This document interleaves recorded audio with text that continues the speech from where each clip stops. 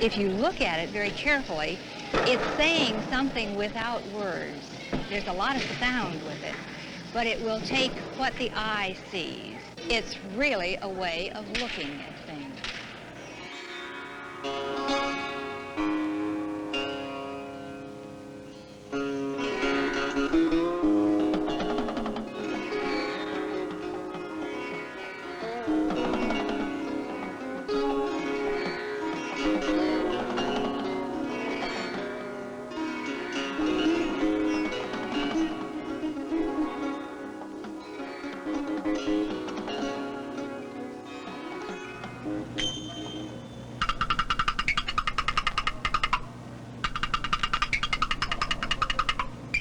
I love the Cincinnati Science Center. I think it's a place where people can learn and discover and be.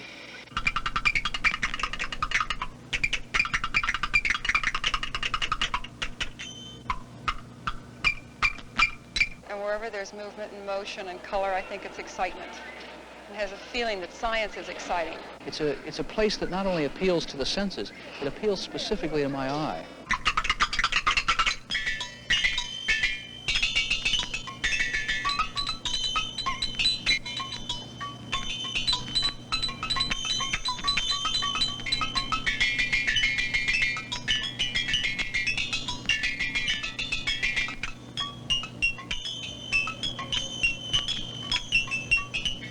Well, it's opened up a new world for me because I've always felt that I'm basically a non-scientific person. It was never my strong suit in school. And there are so many things around that are scientifically oriented. In my kitchen, I'm a scientist, and I really had never thought of it that way. From the beginning of time, man wondered about his world. His curiosity was boundless.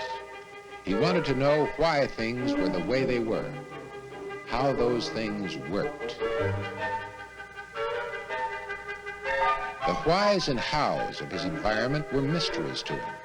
He asked endless questions about everything in his life. About the sun, about the flowers. Why did they bloom?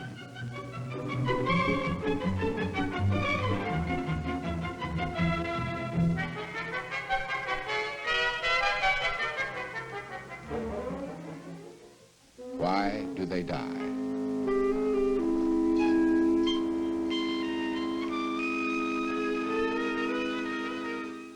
He questioned all those things and many more.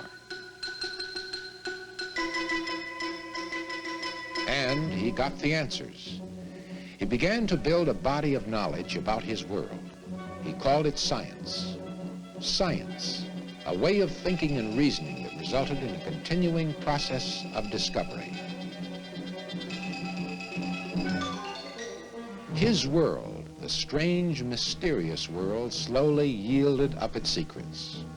In the early days, the ways of science and the language of science were fairly simple. Man was, after all, asking fairly simple questions and getting fairly simple answers. But the answer to one question would pose two more. All of a sudden, science wasn't simple anymore.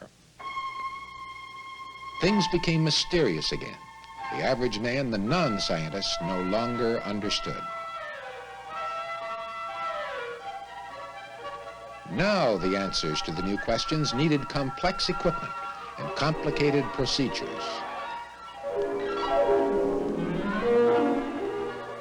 The scientific man even devised a language of his own, a new language that accurately described his discoveries, but a language that was meaningless to the non-scientist. Today, science as we know it is fantastically complicated, a world and a life of its own. The average man cannot begin to perceive it or understand it. The products of the scientific world touch every part of his life, but he knows little more about science than what he reads in his textbook or sees in a museum.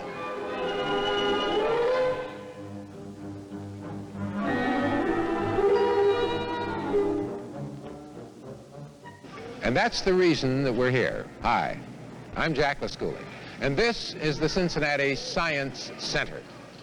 Most people who come here find it a very unique experience. I think you will too. It's planned that way. In a strict sense, I don't think you could call this a museum.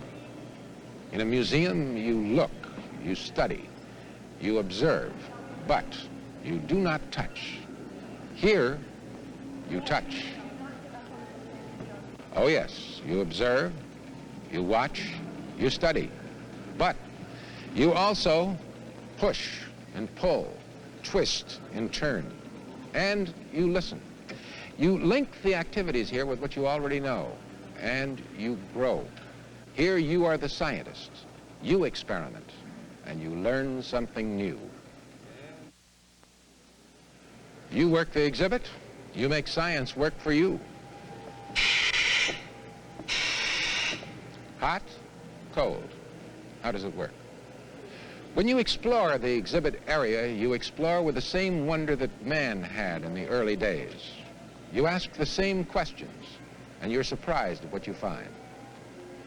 Here's a youngster doing an experiment. Let's watch. Get off! Okay, Jim, get off! Get off! Jim! Get off and let you run and get on. Okay, Pat. Hurry, Pat, come on. They're not only having fun, they're learning about centrifugal force. It's bad. Get off! I have a leg now. Watch it, Dad! This Science Center serves as a springboard, as a focus, as a fundamental, where people, little people and big people, and educated people and uneducated people, can feel at home with their environment, with their universe, and therefore with each other. The way the exhibits here are set up, they're set up so that a youngster that size, standing there goggle-eyed and fascinated, isn't being taught anything. But that youngster is, you can see, look at her gestures. She is wondering, my, what is this all about? Mm-hmm. And if she and a million others, or 100 others like her, and you don't have to just bring it down to that age level. You can come all the way up to my age level, and I've got an awful lot of mileage on me. When you see something and say, my, I wish I knew more about that. What is that all about? The Science Center creates an area of wonderment, an area of imagination.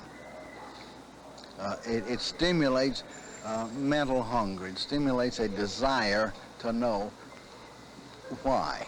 Mm-hmm. And when you want to know why, then you're off on a course of learning. The Science Center does not really satisfy anybody's curiosity. The Science Center stimulates their curiosity. It doesn't answer questions. Mm-hmm. It really creates questions. It's the old why. How does, not only why, but how does that work? Another thing it does is the way it is set up. It definitely relates what you see here in the center to the practicalities and the realities of everyday life. These are not entirely abstractions. It's one of the most exciting places in the city of Cincinnati because you're able to really investigate what learning is all about. That is, going back in our children's lives, I think the first time I became aware of what learning was when my small son stooped down and picked up a dead, dry leaf and crushed it in his hand.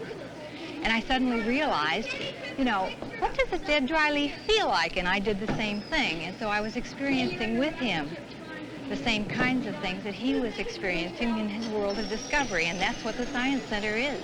Nature itself is full of scientific fact, and this has been our best way of starting with the children when we've taught science in our storybook hour. Snow is falling. We've even been able to apply that to gravity, a feather falling from the air, and the reason why the feather falls. Magnets have been opened up a new world to the children in showing them the principles of a magnetic field, which really we had never thought of before as being scientific, but children are always playing with magnets, and this has been opened up a world of magnetism to them.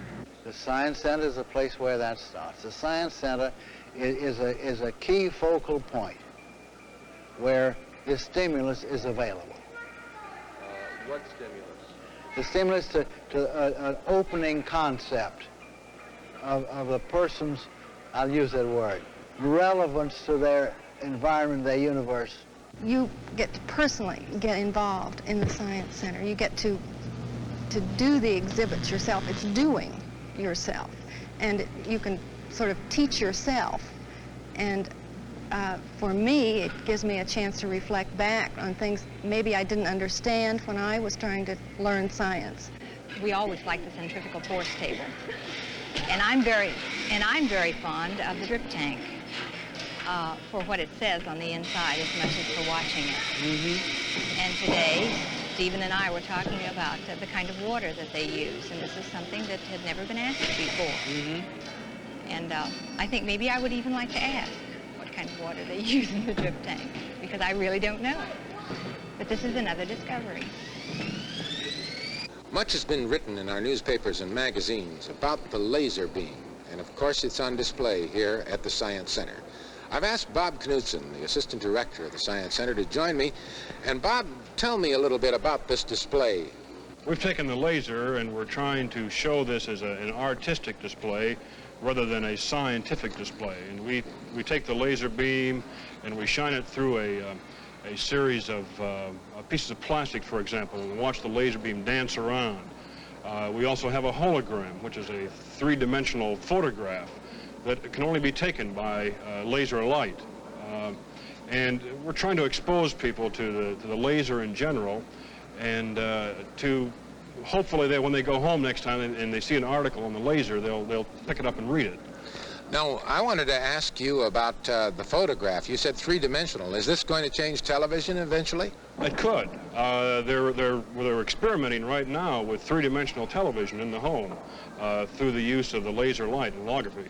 Right now, it's in the very elemental stages, but they have done this. It'll be a number of years before it gets in the home. Bob, what are some of the practical uses of the laser beam? Well, right here in Cincinnati, where medical technology is using the laser, we've been able to, for example, operate on the eye, the detached retina of an eye, and seal this without leaving a visible scar, which is something that they could never do before. We've been able to remove tattoos. This is the Children's Hospital here experimented in this, and it's not painful. It is not painful? No, it's less painful than, for example, the original tattoo.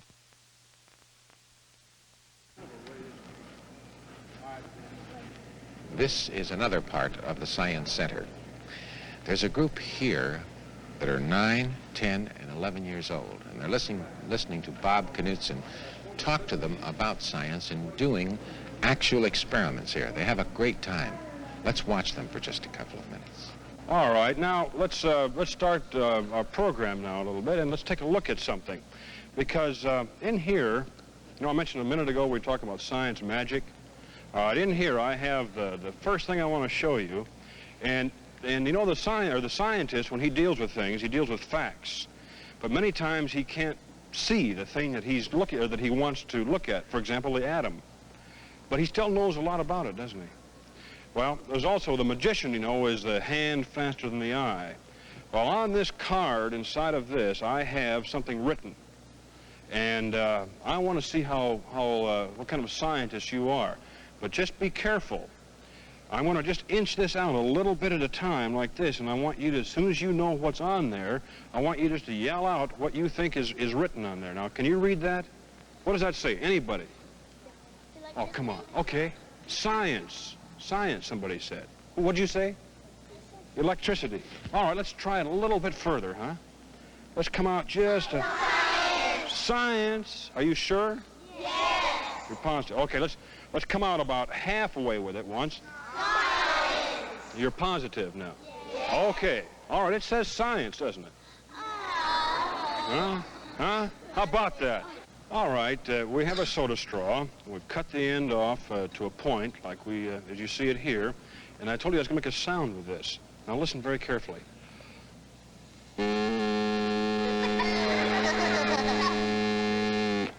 Sounds like a sick cow, doesn't it? Huh? Yeah. Okay. But you know, when you have a musical instrument such as a clarinet, it's very nice to be able to change the notes to the music, right? All right. So we want to change the notes on this one, and there's only one way we can do that. On a clarinet, now you have holes all the way along here. You open and close, open and close. But we don't have that here, so we change our notes by doing this.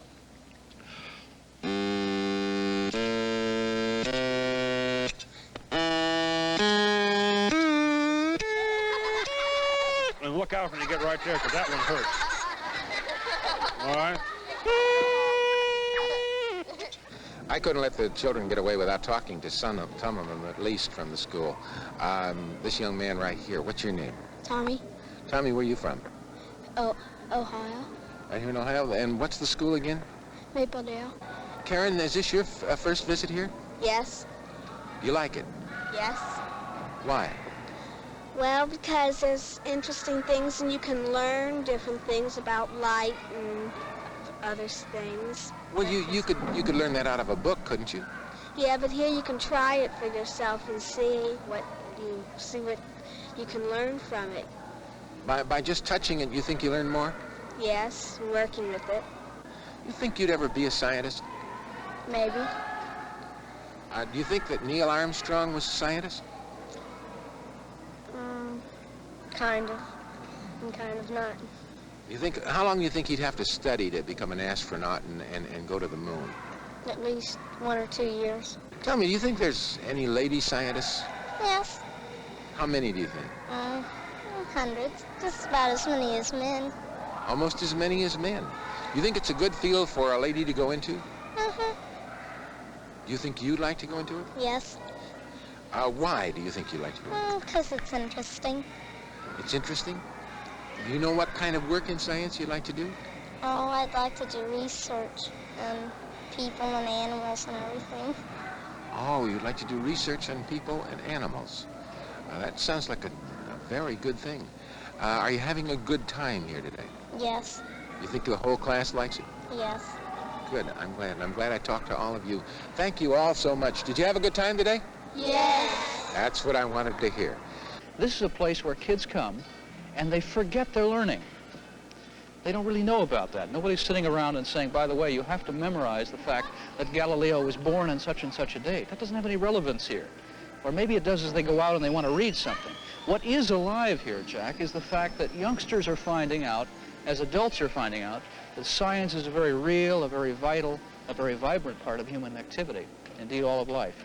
And this is what the Science Center is about. Many people, I would think, who are hung up on facts and textbook analogies and parallels to the world of science, at first would look at the Cincinnati Science Center and say, okay, it's a non-museum, it's a place where things happen, but where do kids learn about A, B, C, D, E, F, G? Maybe that's not important. Maybe what we're really saying is provide them with an environment, a place to play, if you will, because in the highest sense, learning is play. It is discovery. It is ecstasy. You don't just learn what it's done, what the actual outcome is, but you learn how it's done. We live in an age where frequently ideas outlive people. What we do is we go into a classroom and we produce little walking libraries. You know, if the student can spit out what was in the book, maybe they never thought about it at all. But I'm not sure they really are scientists then if they haven't thought about it and experienced this fun, this discovery. The kids learn what to do at the center right away because they're not told what to do. They don't have any hang-ups about, gee, I better not try this because I might do it the wrong way and somebody might be watching me do it the wrong way, or I'll be embarrassed. The kids will just go try almost anything, and the thing is pretty much designed that way. Whereas some of the older people who will come through will kind of look but don't touch because the sign doesn't say push here or try this. They're so oriented, you know, in a linear way, reading it out of a book. And if the book isn't there to read, they're just sort of stuck.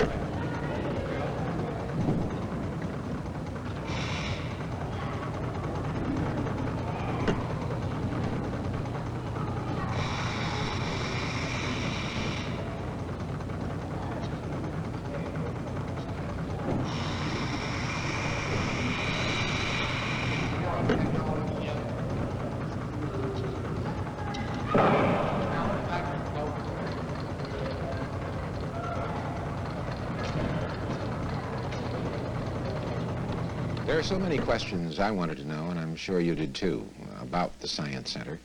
The place to come is the Inner Sanctum, the office of Jerry Porter, who is the director of the Cincinnati Science Center. Jerry, tell me a little bit about the Science Center. Well, Jack, the Science Center is really an idea. I think a lot of science museums through the years have become institutions, really stressing objects. Our whole notion is to make science a human affair and to stress ideas.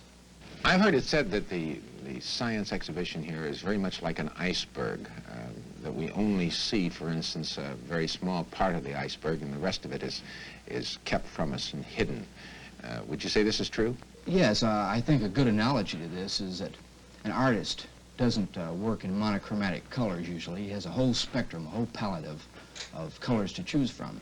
And in the case of the Science Center, we're talking about a very exciting thing, science, and it is a human affair. And we have a number of media, if you want to call them that, our tools to talk about science. The exhibition is only one.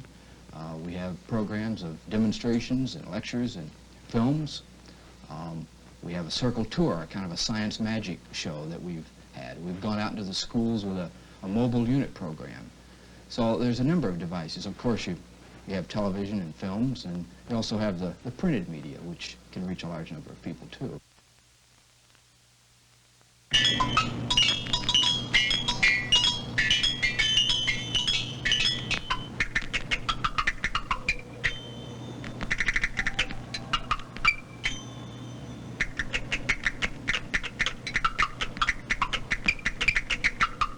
Certainly every discovery that a person makes is he's learning something. Education, it's to grow out of, not to pour into. And so you have to somehow grow out of yourself by discovery.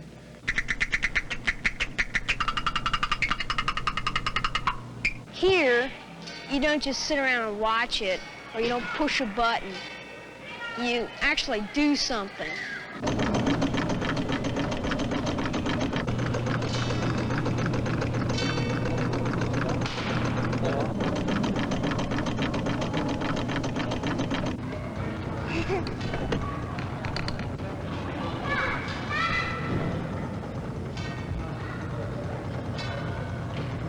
That's the Cincinnati Science Center, a unique way at looking at a lot of things, a way that makes science real and understandable. You understand it better because you do it yourself. Next month, part 2 in our series, and then we'll take you on a trip to the Cincinnati Museum of Natural History, because they too have a way of looking at things. You'll find it exciting. Please join us.